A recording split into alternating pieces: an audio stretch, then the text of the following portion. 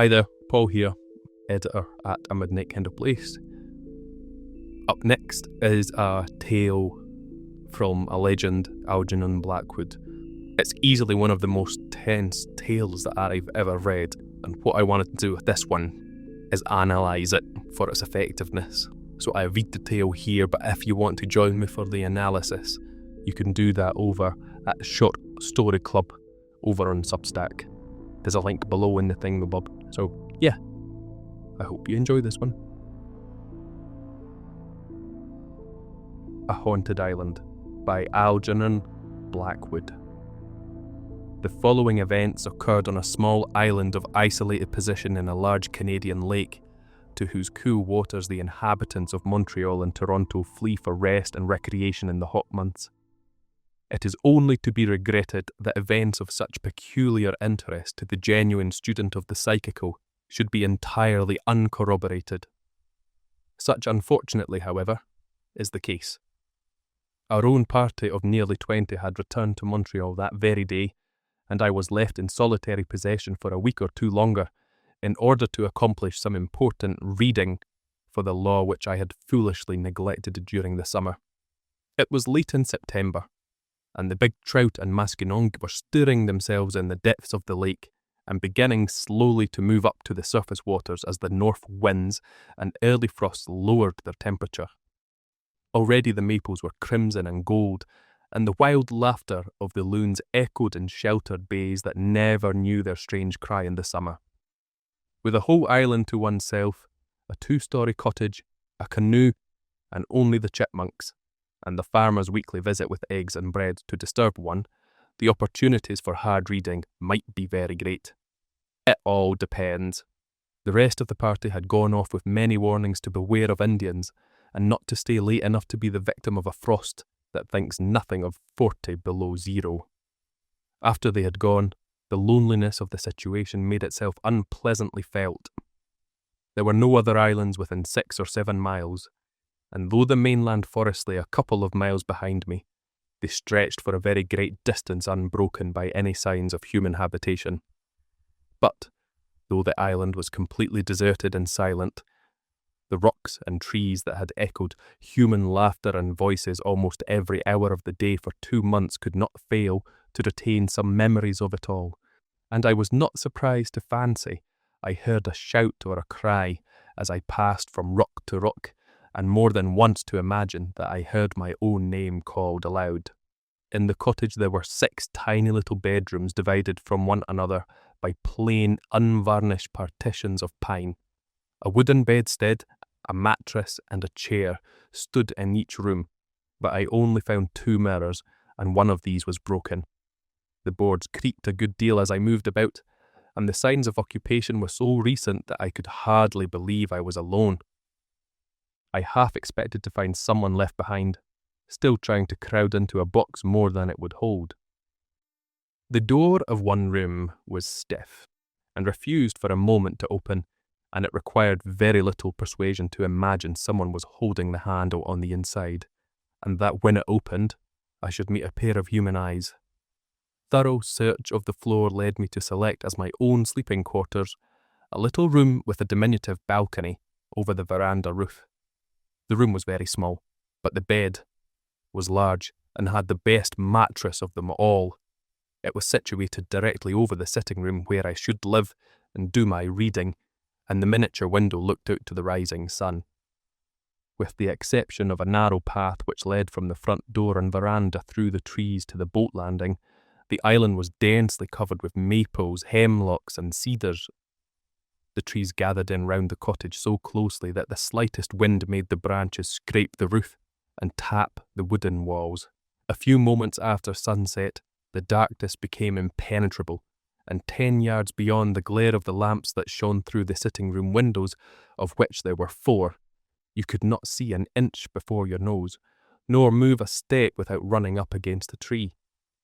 The rest of that day I spent moving my belongings from my tent to the sitting-room, taking stock of the contents of the larder, and chopping enough wood for the stove to last me for a week.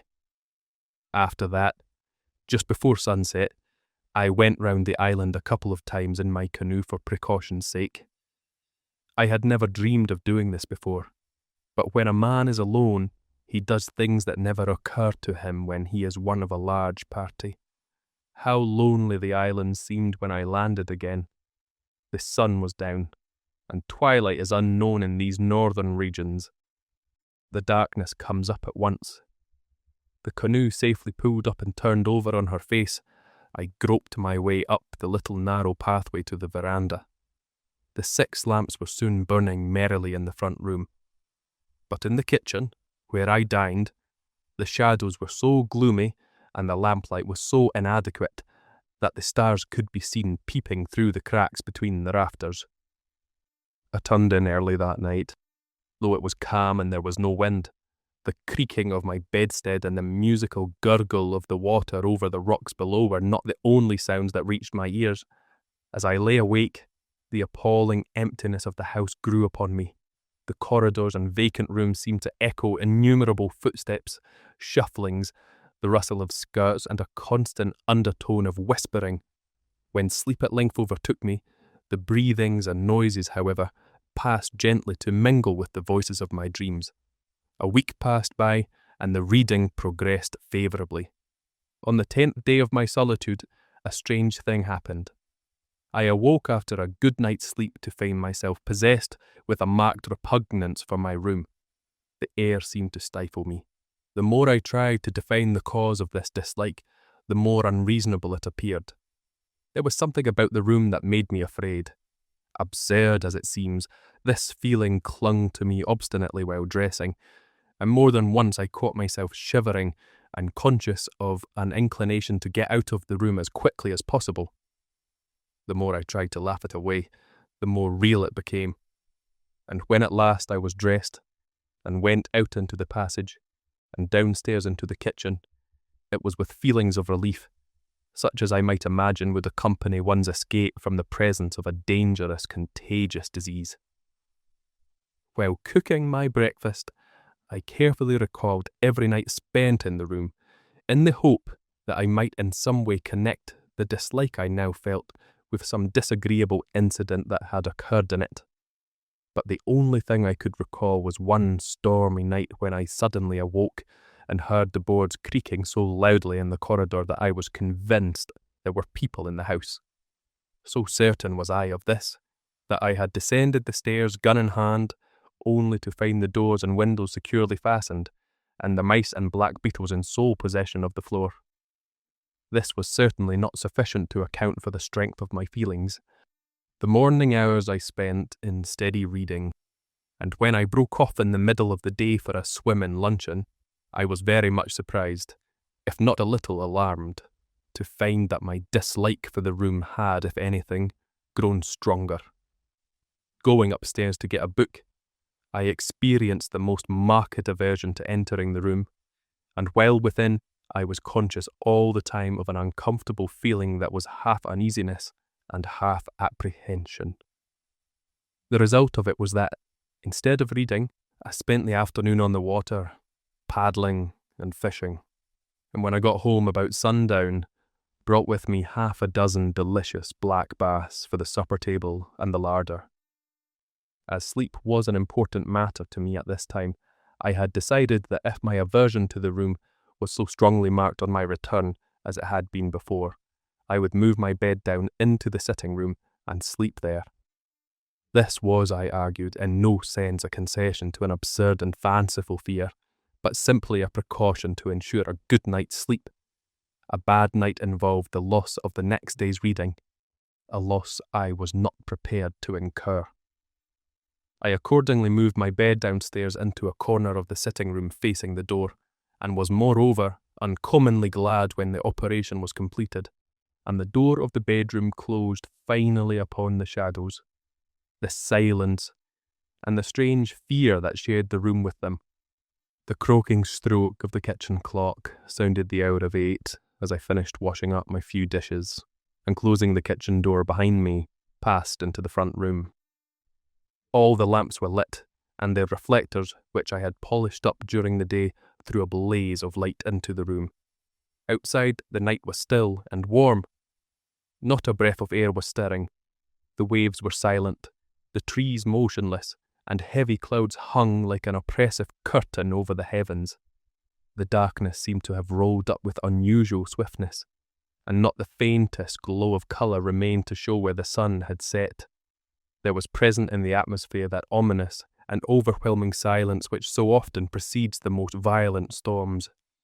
I sat down to my books with my brain unusually clear, and in my heart the pleasant satisfaction of knowing that 5 black bass were lying in the icehouse, and that tomorrow morning the old farmer would arrive with fresh bread and eggs.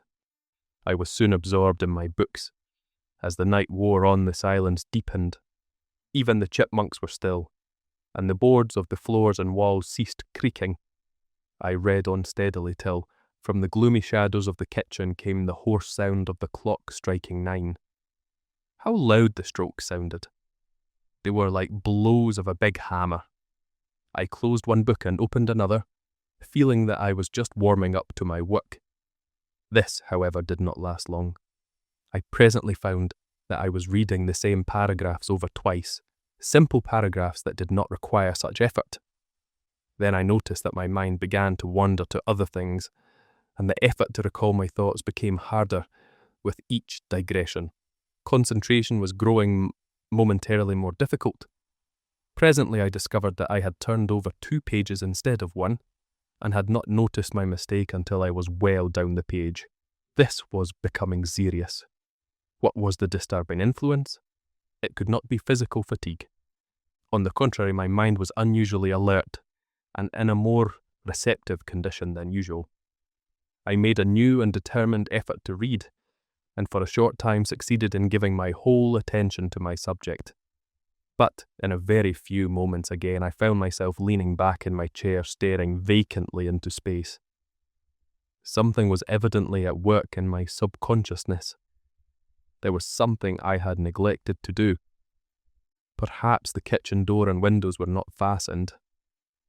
I accordingly went to see, and found that they were. The fire perhaps needed attention. I went in to see, and found that it was all right. I looked at the lamps, went upstairs into every bedroom in turn, and then went round the house, and even into the icehouse. Nothing was wrong.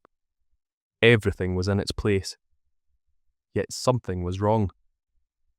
The conviction grew stronger and stronger within me. When I at length settled down to my books again and tried to read, I became aware for the first time that the room seemed growing cold.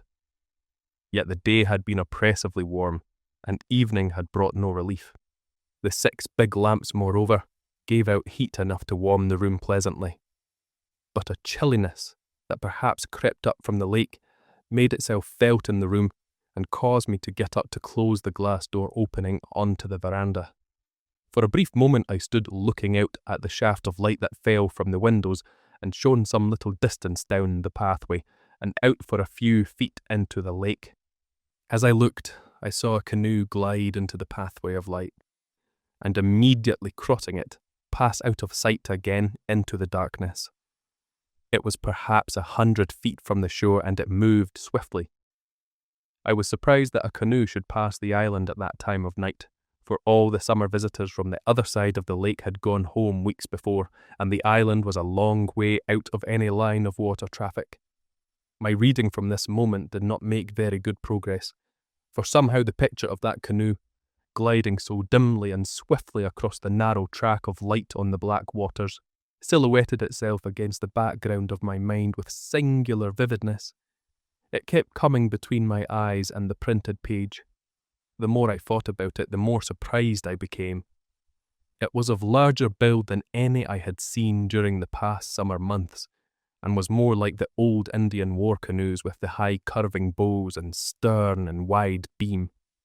The more I tried to read, the less success attended my efforts, and finally I closed my books and went out on the veranda to walk up and down a bit and shake the chilliness out of my bones. The night was perfectly still, and as dark as imaginable. I stumbled down the path to the little landing wharf where the water made the very faintest of gurgling under the timbers. The sound of a big tree falling in the mainland forest far across the lake stirred echoes in the heavy air, like the first guns of a distant night attack. No other sound disturbed the stillness that reigned supreme. As I stood upon the wharf in the broad splash of light that followed me from the sitting-room windows, I saw another canoe cross the pathway of uncertain light upon the water, and disappear at once into the impenetrable gloom that lay beyond. This time I saw more distinctly than before. It was like the former canoe, a big birch bark with high-crested bows and stern and broad beam. It was paddled by 2 Indians, of whom the one in the stern, the steerer, appeared to be a very large man. I could see this very plainly, and though the second canoe was much nearer the island than the first, I judged that they were both on their way home to the government reservation, which was situated some 15 miles away upon the mainland. I was wondering in my mind what could possibly bring any Indians down to this part of the lake at such an hour of the night, when a third canoe, of precisely similar build and also occupied by 2 Indians, passed silently round the end of the wharf. This time the canoe was very much nearer shore, and it suddenly flashed into my mind that the 3 canoes were in reality one and the same, and that only one canoe was circling the island. This was by no means a pleasant reflection, because, if it were the correct solution of the unusual appearance of the 3 canoes in this lonely part of the lake at so late an hour, the purpose of the 2 men could only reasonably be considered to be in some way connected with myself. I had never known of the Indians attempting any violence upon the settlers who shared the wild, inhospitable country with them. At the same time, it was not beyond the region of possibility to suppose. But then I did not care even to think of such hideous possibilities, and my imagination immediately sought relief in all manner of other solutions to the problem, which indeed came readily enough to my mind, but did not succeed in recommending themselves to my reason. Meanwhile, by a sort of instinct, I stepped back out of the bright light in which I had hitherto been standing, and waited in the deep shadow of a rock to see if the canoe would again make its appearance. Here I could see, without being seen, and the precaution seemed the wise one. After less than 5 minutes, the canoe, as I had anticipated, made its 4th appearance.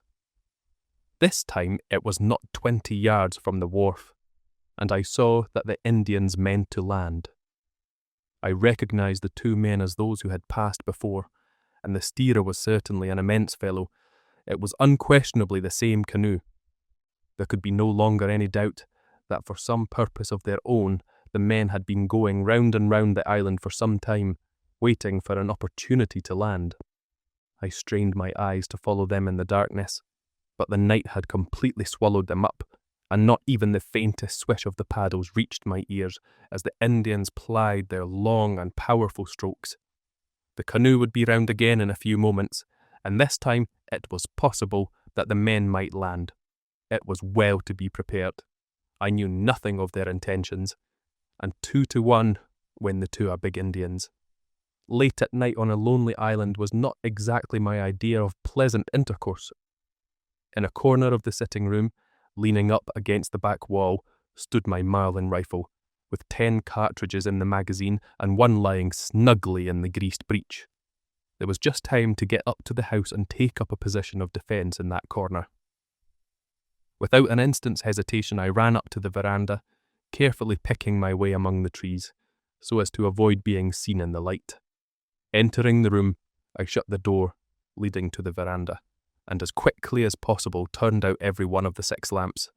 To be in a room so brilliantly lighted, where my every movement could be observed from outside, while I could see nothing but impenetrable darkness at every window, was by all laws of warfare an unnecessary concession to the enemy.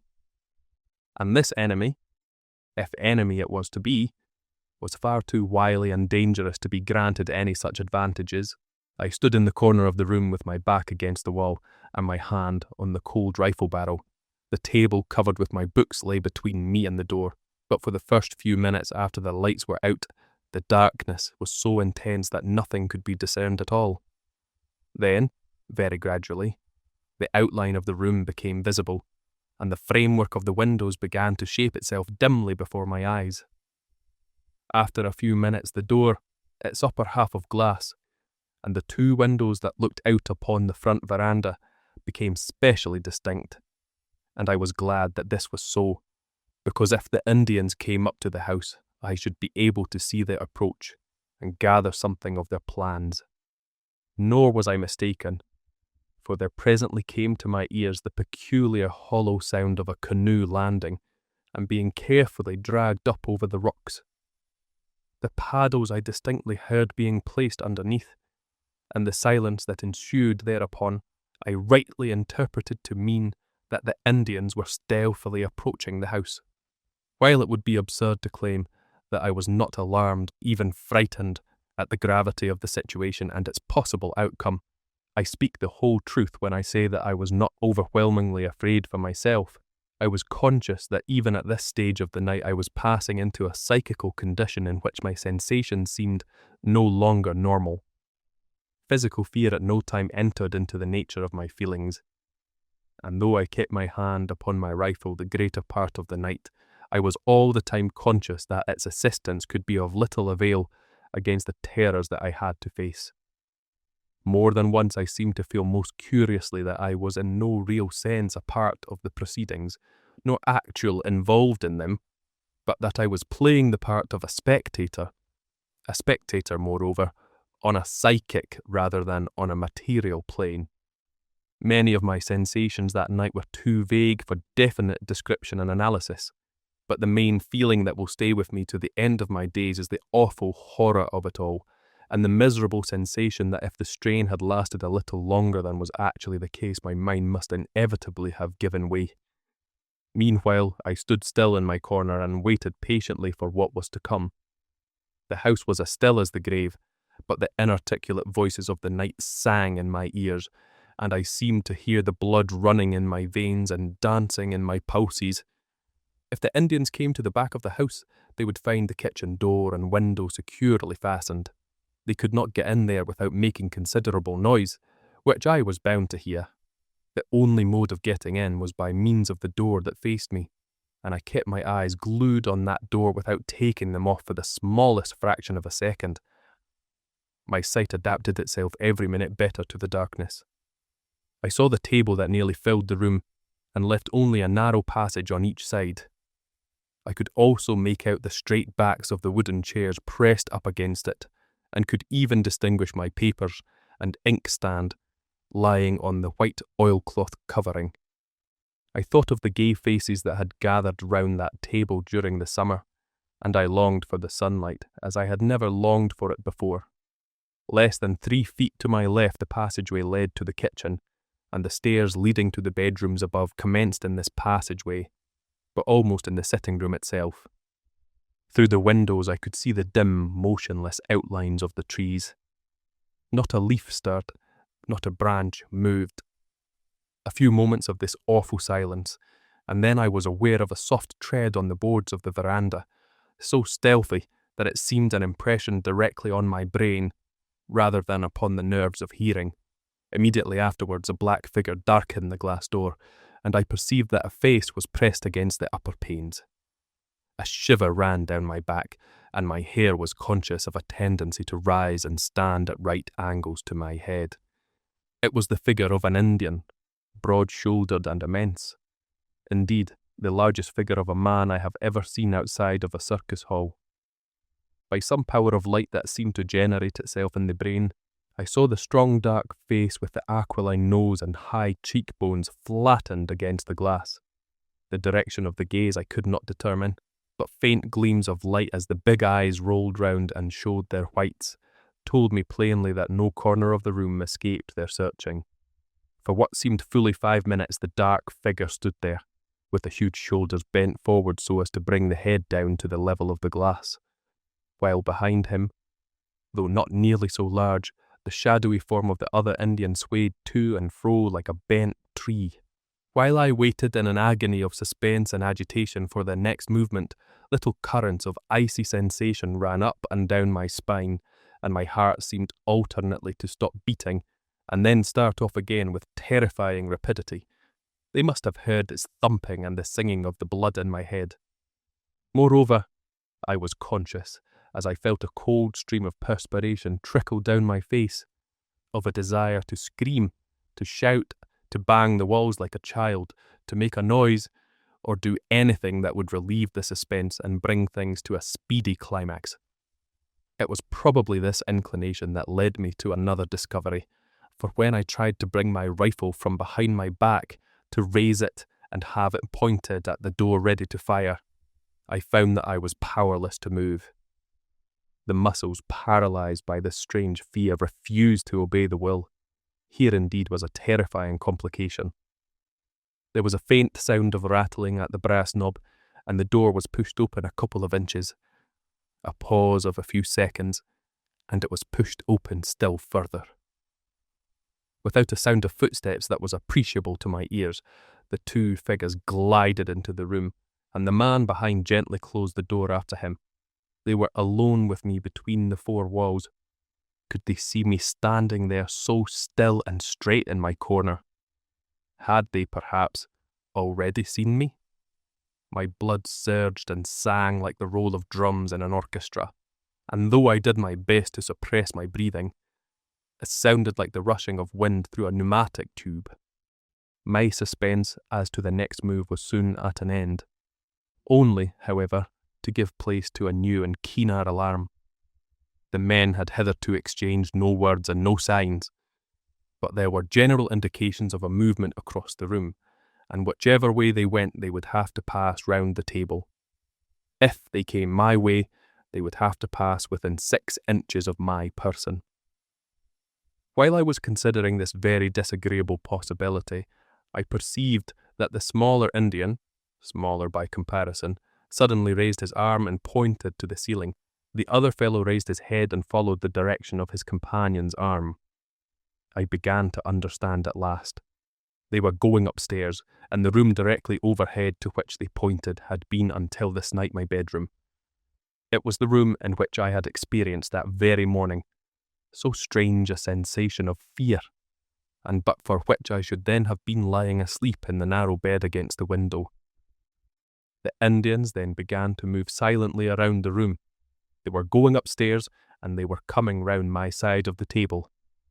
So stealthy were their movements that, but for the abnormally sensitive state of the nerves, I should never have heard them.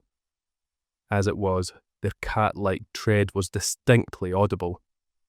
Like 2 monstrous black cats they came round the table toward me, and for the first time I perceived that the smaller of the two dragged something along the floor behind him. As it trailed along over the floor with a soft, sweeping sound, I somehow got the impression that it was a large dead thing with outstretched wings, or a large, spreading cedar branch. Whatever it was, I was unable to see it even in outline, and I was too terrified, even had I possessed the power over my muscles, to move my neck forward in the effort to determine its nature. Nearer and nearer they came. The leader rested a giant hand upon the table as he moved. My lips were glued together, and the air seemed to burn in my nostrils. I tried to close my eyes so that I might not see as they passed me, but my eyelids had stiffened and refused to obey. Would they never get by me? Sensation seemed also to have left my legs, and it was as if I were standing on mere supports of wood or stone. Worse still, I was conscious that I was losing the power of balance, the power to stand upright, or even to lean backwards against the wall. Some force was drawing me forward, and a dizzy terror seized me that I should lose my balance and topple forward against the Indians just as they were in the act of passing me. Even moments drawn out into hours must come to an end some time, and almost before I knew it, the figures had passed me and had their feet upon the lower step of the stairs leading to the upper bedrooms. There could not have been 6 inches between us, and yet I was conscious only of a current of cold air that followed them. They had not touched me, and I was convinced that they had not seen me. Even the trailing thing on the floor behind them had not touched my feet, as I had dreaded it would, and on such an occasion as this I was grateful even for the smallest mercies. The absence of the Indians from my immediate neighbourhood brought little sense of relief. I stood shivering and shuddering in my corner, and, beyond being able to breathe more freely, I felt no whit less uncomfortable. Also, I was aware that a certain light, which without apparent source or rays had enabled me to follow their every gesture and movement, had gone out of the room with their departure. An unnatural darkness now filled the room, and pervaded its every corner so that I could barely make out the positions of the windows and the glass doors.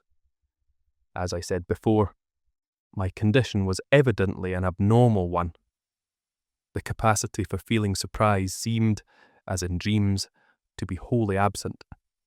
My senses recorded with unusual accuracy every smallest occurrence, but I was able to draw only the simplest deductions. The Indians soon reached the top of the stairs, and there they halted for a moment. I had not the faintest clue as to their next movement. They appeared to hesitate. They were listening attentively. Then I heard one of them, who by the weight of his soft tread must have been the giant, cross the narrow corridor and enter the room directly overhead, my own little bedroom. But for the insistence of that unaccountable dread I had experienced there in the morning, I should at that very moment have been lying in the bed with the big Indian in the room standing beside me. For the space of 100 seconds there was silence, such as might have existed before the birth of sound. It was followed by a long, quivering shriek of terror, which rang out into the night, and ended in a short gulp, before it had run its full course. At the same moment the other Indian left his place at the head of the stairs, and joined his companion in the bedroom. I heard the thing trailing behind him along the floor. A thud followed, as of something heavy falling, and then all became as still and silent as before. It was at this point that the atmosphere, surcharged all day with the electricity of a fierce storm, found relief in a dancing flash of brilliant lightning simultaneously with a crash of loudest thunder. For 5 seconds every article in the room was visible to me with amazing distinctness, and through the windows I saw the tree trunk standing in solemn rows. The thunder pealed and echoed across the lake and among the distant islands, and the floodgates of heaven then opened and let out their rain in streaming torrents. The drops fell with a swift rushing sound upon the still waters of the lake, which leapt up to meet them and pattered with the rattle of shot on the leaves of the maples and the roof of the cottage. A moment later, and another flash, even more brilliant and of longer duration than the first, lit up the sky from zenith to horizon and bathed the room momentarily in dazzling whiteness. I could see the rain glistening on the leaves and branches outside. The wind rose suddenly, and in less than a minute the storm that had been gathering all day burst forth in its full fury. Above all the noisy voices of the elements, the slightest sounds in the room overhead made themselves heard, and in the few seconds of deep silence that followed the shriek of terror and pain, I was aware that the movements had commenced again. The men were leaving the room and approaching the top of the stairs. A short pause, and they began to descend. Behind them, tumbling from step to step, I could hear that trailing thing being dragged along. It had become ponderous. I awaited their approach with a degree of calmness, almost of apathy, which was only explicable on the ground that after a certain point nature applies her own anaesthetic, and a merciful condition of numbness supervenes. On they came, step by step, nearer and nearer, with the shuffling sound of the burden behind growing louder as they approached. They were already halfway down the stairs when I was galvanized afresh into a condition of terror by the consideration of a new and horrible possibility. It was the reflection that if another vivid flash of lightning were to come when the shadowy procession was in the room, perhaps when it was actually passing in front of me, I should see everything in detail, and worse, be seen myself. I could only hold my breath and wait while the minutes lengthened into hours and the procession made its slow progress round the room. The Indians had reached the foot of the staircase. The form of the huge leader loomed in the doorway of the passage, and the burden with an ominous thud had dropped from the last step to the floor. There was a moment's pause while I saw the Indian turn and stoop to assist his companion. Then the procession moved forward again, entered the room close on my left, and began to move slowly round my side of the table. The leader was already beyond me, and his companion, dragging on the floor behind him the burden, whose confused outline I could dimly make out, was exactly in front of me, when the cavalcade came to a dead halt. At the same moment, with the strange suddenness of thunderstorms, the splash of the rain ceased altogether, and the wind died away into utter silence. For the space of 5 seconds my heart seemed to stop beating, and then the worst came. A double flash of lightning lit up the room and its contents with merciless vividness. The huge Indian leader stood a few feet past me on my right. One leg was stretched forward in the act of taking a step. His immense shoulders were turned toward his companion, and in all their magnificent fierceness I saw the outline of his features. His gaze was directed upon the burden his companion was dragging along the floor, but his profile, with the big aquiline nose, high cheekbone, straight black hair and bold chin, burnt itself in that brief instant into my brain, never again to fade. Dwarfish, compared with this gigantic figure, appeared the proportions of the other Indian, who, within 12 inches of my face, was stooping over the thing he was dragging in a position that lent to his person the additional horror of deformity. And the burden, lying upon a sweeping cedar branch which he held and dragged by a long stem, was the body of a white man. The scalp had been neatly lifted, and blood lay in a broad smear upon the cheeks and forehead. Then, for the first time that night, the terror that had paralysed my muscles and my will lifted its unholy spell from my soul. With a loud cry, I stretched out my arms to seize the big Indian by the throat, and grasping only air, tumbled forward unconscious upon the ground. I had recognised the body, and the face was my own. It was bright daylight when a man's voice recalled me to consciousness. I was lying where I had fallen, and the farmer was standing in the room with the loaves of bread in his hands. The horror of the night was still in my heart, and as the bluff settler helped me to my feet and picked up the rifle which had fallen with me, with many questions and expressions of condolence, I imagine my brief replies were neither self-explanatory nor even intelligible. That day, after a thorough and fruitless search of the house, I left the island and went over to spend my last 10 days with the farmer. And when the time came for me to leave, the necessary reading had been accomplished, and my nerves had completely recovered their balance. On the day of my departure, the farmer started early in his big boat with my belongings to row to the point, 12 miles distant, where a little steamer ran twice a week for the accommodation of hunters. Late in the afternoon, I went off in another direction in my canoe, wishing to see the island once again, where I had been the victim of so strange an experience. In due course I arrived there and made a tour of the island. I also made a search of the little house, and it was not without a curious sensation in my heart that I entered the little upstairs bedroom. There seemed nothing unusual. Just after I re-embarked, I saw a canoe gliding ahead of me around the curve of the island. A canoe was an unusual sight at this time of the year, and this one seemed to have sprung from nowhere. Altering my course a little, I watched it disappear around the next projecting point of rock. It had high curving bows, and there were 2 Indians in it. I lingered with some excitement to see if it would appear again round the other side of the island, and in less than 5 minutes it came into view. There were less than 200 yards between us, and the Indians, sitting on their haunches, were paddling swiftly in my direction. I never paddled faster in my life than I did in those next few minutes. When I turned to look again, the Indians had altered their course and were again circling the island. The sun was sinking behind the forest on the mainland, and the crimson-coloured clouds of sunset were reflected in the waters of the lake when I looked round for the last time and saw the big bark canoe and its 2 dusky occupants still going round the island. Then the shadows deepened rapidly. The lake grew black, and the night wind blew its first breath in my face as I turned a corner, and a projecting bluff of rock hid from my view both island and canoe.